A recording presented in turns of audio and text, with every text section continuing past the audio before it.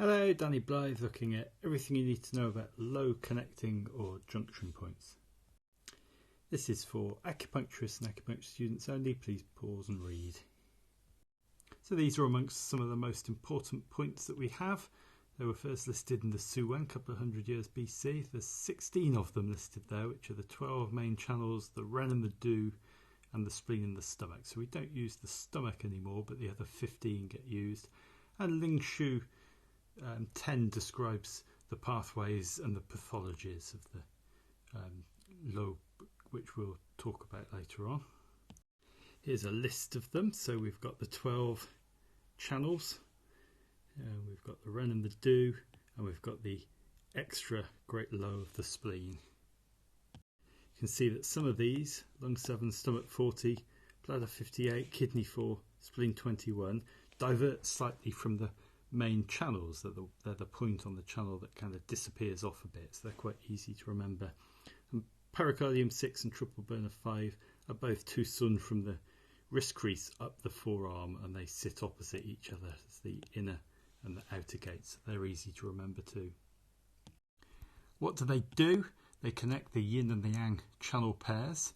So the luo-connecting point connects to the yuan source point of its pair. So for example, heart 5 connects to small intestine 4. They have specific low connecting channels that were talked about in Ling Shu 10. So this is the point on the channel where this low connecting channel spreads out from. They connect to the broader low connecting channels, so they connect outwardly to the outside of the Koli, broadly following the main channels. And they can't cross the larger joints, so they rise to the surface and they become visible and hence prone to stagnation.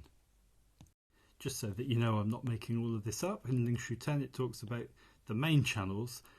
We can see their emptiness and fullness by means of the chi opening, i.e. the pulse at the wrist. The channels that are visible are the network vessels. And it talks about these 15 network vessels must be visible, and when they're empty they descend or they go deeper. When we look and they're not visible, explore above and below. And it also talks about the lomi being unable to pass between the major joints, and so they separate the path, entering and exiting and then returning to unite with the skin. And this gathering is always seen externally, so we see these lomi as veins or discoloration or changes to the surface. The character for luo shows silk threads in each or every direction, so the character means a web or a mesh or a network, and that's where we get our lo mai and our lo shui from. So whereas the mai, the main channels, are like the main trunk and branches of a tree, these are like the finer branches and the twigs moving in every direction.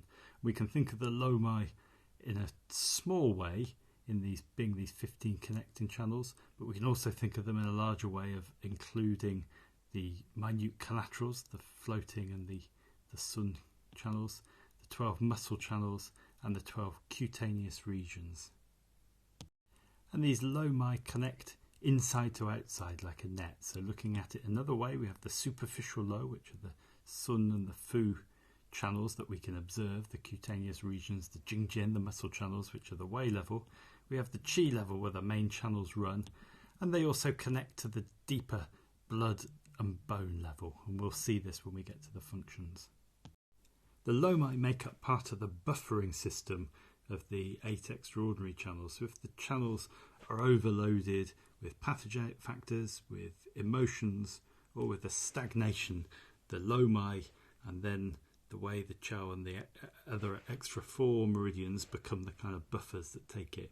So we can use the lomi for acute pathogenic factors, for overload of emotions and a stagnation. So we'll see this again when we get to the functions. So the first thing is we can use these low connecting points to balance the channels out. So if there's an imbalance between the two pairs of organs, then these are the points that rebalance it. So we see this with signs and symptoms, and we see it with a split pulse. So what do we mean by a split pulse? Usually we think of the pulses as being like a unified whole, so we get heart at the bottom, small intestine at the top, liver, gallbladder, kidney, bladder. Now when these feel like two distinct pulses, either the quality is different, so commonly you get wiriness on the gallbladder but not on the liver, or the strength is different, so you get a small intestine that feels strong and a heart that feels weak. Then we can rebalance them using the low points. So what we do is tonify the low connecting point of the deficient organ. For example, if the liver's deficient and the gallbladder's full, we tonify liver 5, the liver low connecting point. If the stomach's slippery and the spleen is thin, we would tonify spleen 4, being the more deficient one. If they're both full, we sedate the fullest low connecting point. So if the stomach is strong and the spleen is strong but less so, then we would sedate stomach 40. Second function is called guest host. So we can treat the UN source point and the paired organ's low connecting point for extra tonification. For example, if we want to really tonify the lungs, we would use lung 9, the source point of the lung, and large intestine 6, the low connecting point of the large intestine which feeds into the source point of the lung. So this is from the Genju Da Chung from 17th, beginning of the 17th century. Some of the ways I use that, large intestine 6 and lung 9 as mentioned for lung deficiency, especially if there's accumulated fluids.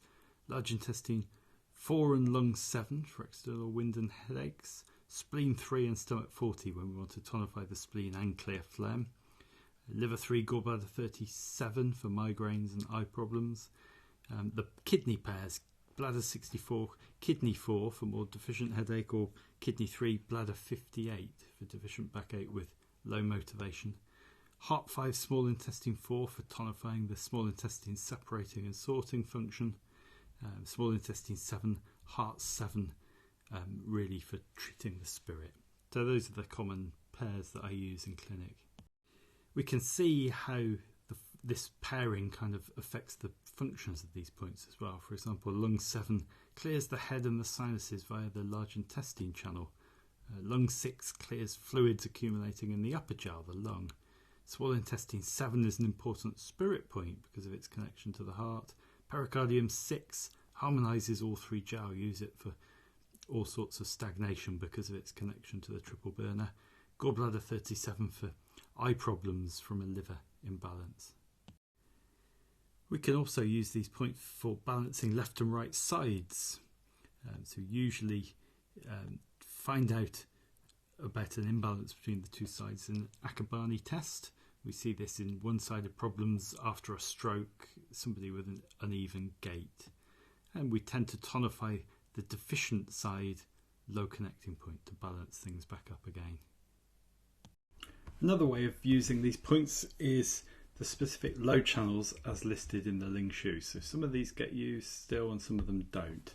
So for example, stomach 40 goes to the neck, so it's used for full conditions, blocked throat and mental health problems. So we use it for phlegm, like plumstone throat. Use it for phlegm when it affects the shen, and deficient in flaccid muscles, so we still use it to strengthen the muscles. Spleen 4 goes to the stomach and intestines, so we use it for abdominal pain or distension. Heart 5 goes to the tongue and the eyes, so it gets used for speech problems, especially aphasia. Bladder 58 goes to the kidney channel on the leg, so it gets used a lot still for backache. Kidney 4 goes to the pericardium. It's a very good point for treating the shen for palpitations and anxiety. Pericardium 6, obviously chest pains and spirit problems, going to the heart. Same with triple burner 5, but less so. Liver 5 goes to the external genitals, so it gets used a lot for damp heat affecting the genitals. Spleen 21 goes to the chest and the ribs, so it gets used for muscle pains, both full and empty. So these points still get used quite a lot for their very early indications. Because of their action on the chole in the exterior, we can use them locally to clear stagnation, and these are important distal points for channel problems. They can clear the main channel and the low channel, so problems overlying the channels are really useful for that. Often used with Asha points and local points in the junction or local channel points. So for example, backache, bladder 58 with Asha in the erector spinae muscles, hamstrings, suboccipitals for headaches plus local bladder points. Adductor strain, we can use liver 5 with Asha points in the adductor muscles plus local liver points. Neck pain, we can use triple burner 5 plus Asha points in levator scap or supraspinatus, just to give you a flavour. Because of their effect on the exterior and chole, we can use them for pathogenic factors invading. So they invade the lomi first, so we get fever and chills and aching. So for example, lung 7, really important point for wind cold. You can use it for wind heat too, often with large intestine 4, specifically affects the head and neck. Triple burner 5 is a great point for clearing wind heat, lingering pathogens. It clears out the Xiaoyang level as well. It's one of my main points with triple burner 17 for earache, and you can use it for Bell's palsy, things like that.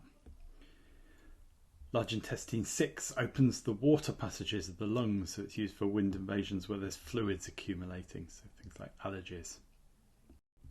In 5-element acupuncture, we often use the low points to move qi and blood even if the organ is deficient, so for a local problem. Part of this function of dealing with the exterior is we can use for the breasts. So the breasts are dominated by the lomi of the stomach and the liver. So liver 5, stomach 40, spleen 4, all really important points to treat breast problems. We can use these points for accumulation of stagnant blood or phlegm. So fluids and stagnant blood easily accumulate in the lomi, as this might be lumps and bumps, breast lumps, hernias, goiters. Lots of the low connecting points can be used for treating this. For example, bladder 58 hemorrhoids. The Ling Shu 10 says that when the low channels are full, they can be seen, and when they're empty, they can't be seen. So this is like congested blood vessels, lumps and bumps.